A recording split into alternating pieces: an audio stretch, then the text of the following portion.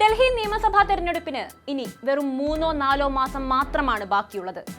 ഡൽഹിയിൽ ഈ തെരഞ്ഞെടുപ്പിൽ ഇന്ത്യ സഖ്യം ഉണ്ടാകില്ല എന്ന് ആം ആദ്മി പാർട്ടി നേതാവ് അരവിന്ദ് കെജ്രിവാൾ തറപ്പിച്ച് പറഞ്ഞു കഴിഞ്ഞിരിക്കുന്നു. തിരഞ്ഞെടുപ്പിന്റെ തീയതി പ്രഖ്യാപിക്കുന്നതിന് ഒരു മുഴം മുന്നേയുള്ള ഈ നിലപാട് പ്രഖ്യാപനം എന്ത് സൂചനയാണ് നൽകുന്നത്? ഒരു സഖ്യത്തിന്റെ ഭാഗമായിട്ടും പാർലമെന്റിൽ പോലും പല കാര്യങ്ങളിലും പല വഴിക്ക് പോകുന്ന ഇന്ത്യ മുന്നണിയിലെ നേതാക്കളുടെ നിലപാട് എന്ത് സൂചനയാണ് നൽകുന്നത്? ഇന്ത്യ മുന്നണിയുടെ ഭാവി കൂടുതൽ പ്രതിസന്ധികളിലേക്ക് നീങ്ങുകയാണോ?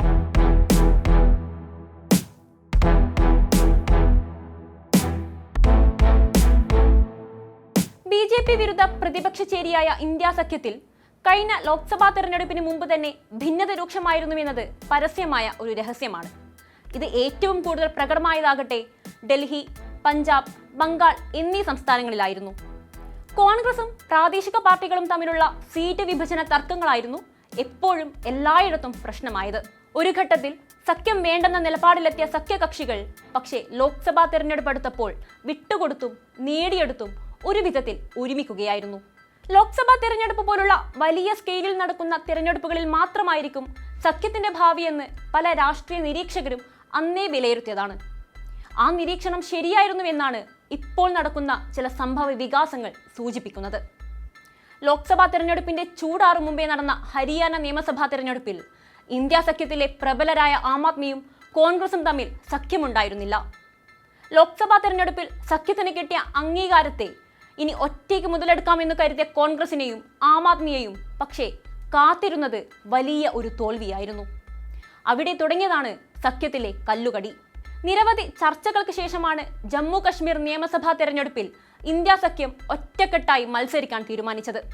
പക്ഷേ ഫലം പുറത്തു വന്നപ്പോൾ കോൺഗ്രസിന്റെ ദയനീയ പ്രകടനം സഖ്യത്തിലെ കല്ലുകടിയുടെ ആഴം കൂട്ടി.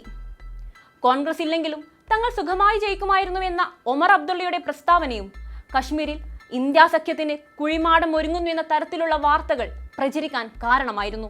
മഹാരാഷ്ട്രയിലേക്കും ജാർഖണ്ഡിലേക്കും വന്നപ്പോഴും സഖ്യത്തിൽ തർക്കം തന്നെ തർക്കം. പ്രാദേശിക പാർട്ടികളും കോൺഗ്രസും തമ്മിലുള്ള സീറ്റ് പിടിവലിയിൽ സീറ്റ് വിഭജന ചർച്ചകൾ നീണ്ടുപോയി. നാമനിർദ്ദേശ പത്രിക സമർപ്പിക്കേണ്ട അവസാന ദിവസമായിട്ട് പോലും തർക്കങ്ങൾ അവസാനിച്ചിരുന്നില്ല. അവസാനം പഞ്ചറൊട്ടിച്ചെന്നതുപോലെ മത്സരിച്ചു തോറ്റപ്പോൾ അവിടെയും തുടങ്ങി എല്ലായിടത്തും കണ്ട അതേ തർക്കം. പ്രാദേശിക തലത്തിലെ തോൽവികൾ ഇന്ത്യ സഖ്യത്തിൽ വലിയ വിള്ളലുകൾ ഉണ്ടാക്കിയെന്നത് സത്യമാണ്.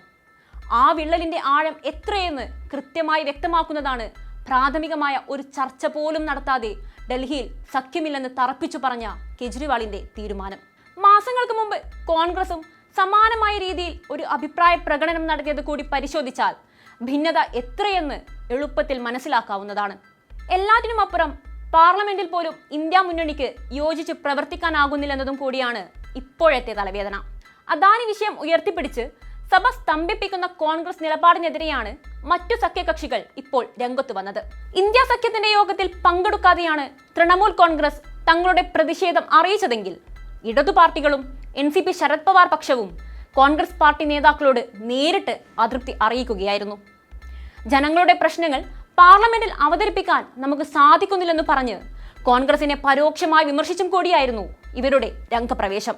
ഇന്ത്യയിൽ വലതുപക്ഷത്തിന്റെ വളർച്ച തടയുകയെന്ന പൊതു ലക്ഷ്യമായിരുന്നു ഇന്ത്യ സഖ്യകക്ഷികളെ ഒരുമിപ്പിച്ച പ്രധാന ഘടകം. എന്നാൽ ഇപ്പോൾ തങ്ങളുടെ ലക്ഷ്യം എന്തെന്ന് പോലും അറിയാത്ത രീതിയിലേക്കാണ് സഖ്യത്തിന്റെ പോക്ക്. എന്നാൽ മറുവശത്താകട്ടെ BJP തങ്ങളുടെ സാന്നിധ്യം ശക്തമായി വർദ്ധിപ്പിച്ചുകൊണ്ടേയിരിക്കുന്നു. പിണക്കങ്ങളും തർക്കങ്ങളും വിവാദങ്ങളുമെല്ലാം മുന്നണിയിൽ കളം നിറയുമ്പോൾ ഇപ്പോൾ ഉയർന്നു കേൾക്കുന്ന ചോദ്യം ഒന്നു മാത്രമാണ്. ഇങ്ങനെയാണെങ്കിൽ അടുത്ത പൊതു തെരഞ്ഞെടുപ്പാകുമ്പോഴേക്കും ഇന്ത്യ സഖ്യം ബാക്കിയുണ്ടാകുമോ?